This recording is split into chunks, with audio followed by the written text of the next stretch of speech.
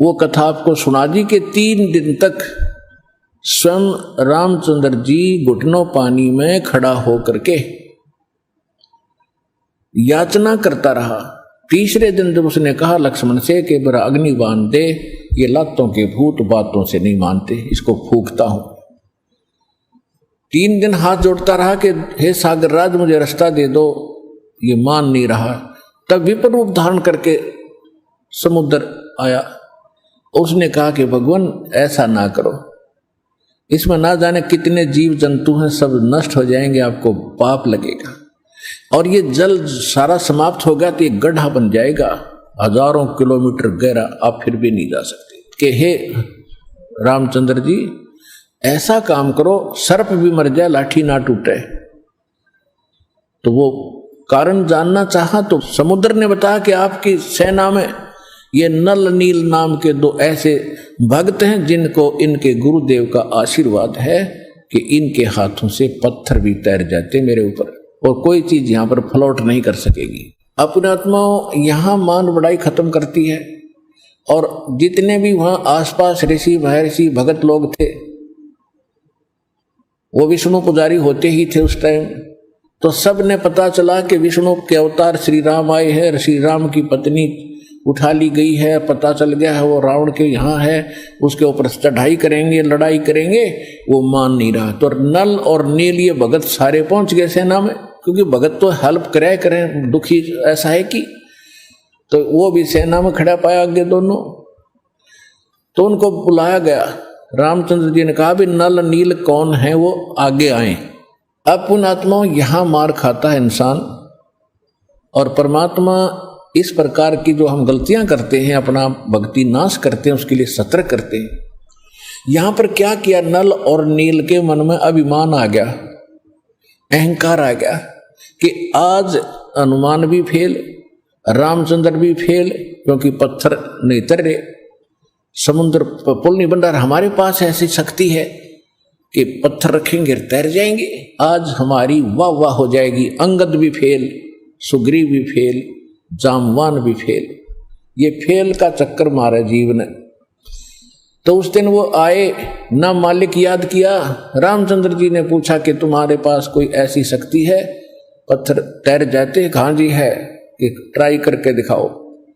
उठाया पत्थर रखा, क्यों अभिमान था कि कर देंगे काम, वो डूब गया।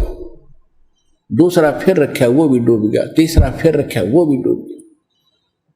अब रामचंद्र जी समुद्र की तरफ देख रहे हैं, विपर रूप में खड़े थे, ब्राह्मण रूप में, और ये कहना चाह रहे हो कि तू झूठ बोलता था, इनके पास कोई पावर नहीं। तभी समुद्र ने कहा, विपर रूप में खड़े समुद्र ने, क्योंकि ये देवता होते हैं, ये जल जो है ये देवता नहीं है, जल का कंट्रोलर एक देवता है, उसको वरुण कहते हैं। वो आकर खड़ा हो गया।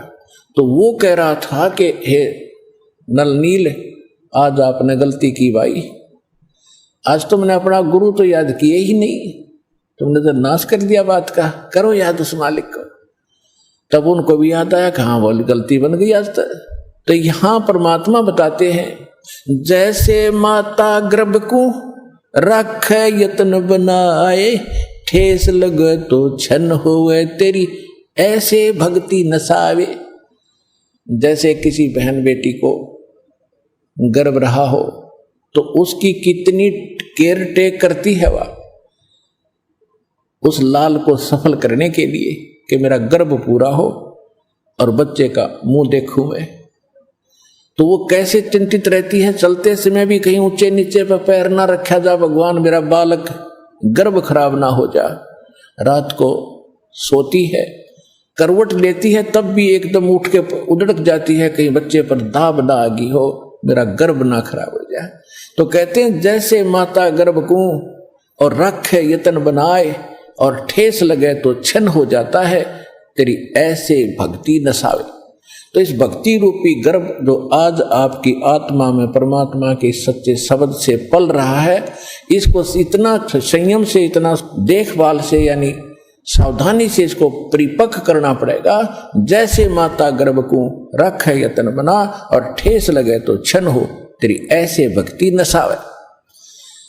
तो छोटी मोटी हम गलती कर देते हैं लापरवाही में, क्योंकि हमने इस लाल की कीमत का नहीं पता। जो आज हमारी आत्मा में सत भक्ति रूपी जो मालिक का मंत्र से गर्भ रह रहा है, यानी आत्मा प्रफुल्लित हो रही है, जो भक्ति रूपी जो लाल हमारे अंदर बन रहा है, इसको ऐसे संभाल के रखना है, ना अभिमान करना है, कोई मर्यादा भंग नहीं करनी है, नहीं तो फिर नुकसान हो जाएगा, आपकी भक्ति नष्ट हो जाएगी। अब उन्होंने परमात्मा को याद किया। रे नल नील यतन करे हार, तब सतगुरु से करी पुकार। रे नल नील यतन करे हार, तब सतगुरु से करी पुकार।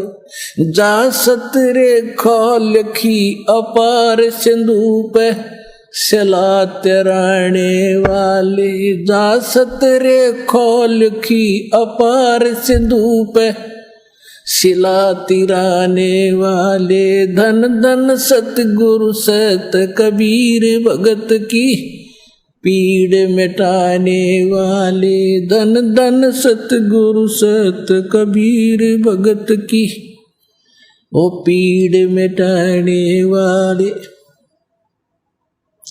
नल नील ने जब याचना की हृदय से, ए भगवान गलती बन गई, आपके हाथ में इज्जत है हमारी, तो उसी समय परमात्मा वहां प्रकट हो गए। थोड़ी सी दूरी पर सबने देखा कि वो कौन आ रहा सामने।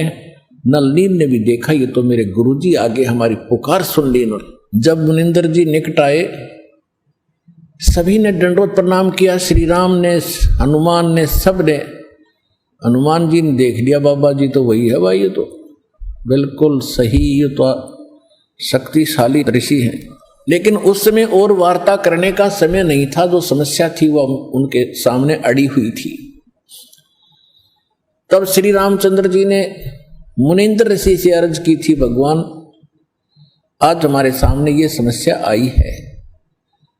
अभिमानी रावण हमारी याचना नहीं मान रहा है। हमने उसे खूब दूत भेजकर, अंगद को, हनुमान जी को, सबको भेजकर उससे प्रार्थना कर ली है, इसको लौटा दे मेरी पत्नी को। वो माना नहीं। अब नहीं माना तो हमने युद्ध करना पड़ेगा और उसके लिए रास्ता चाहिए समुद्र पर। समुद्र रास्ता दे नहीं रहा। इसने विधि बताई कि आपके शिष्यों के पास यह शक्ति थी। मेरा दुर्भाग्य कि आज इनके हाथों में भी शक्ति नहीं रही। तो परमेश्वर ने कहा कि आज के बाद इनके हाथों में यह शक्ति रहेगी भी नहीं।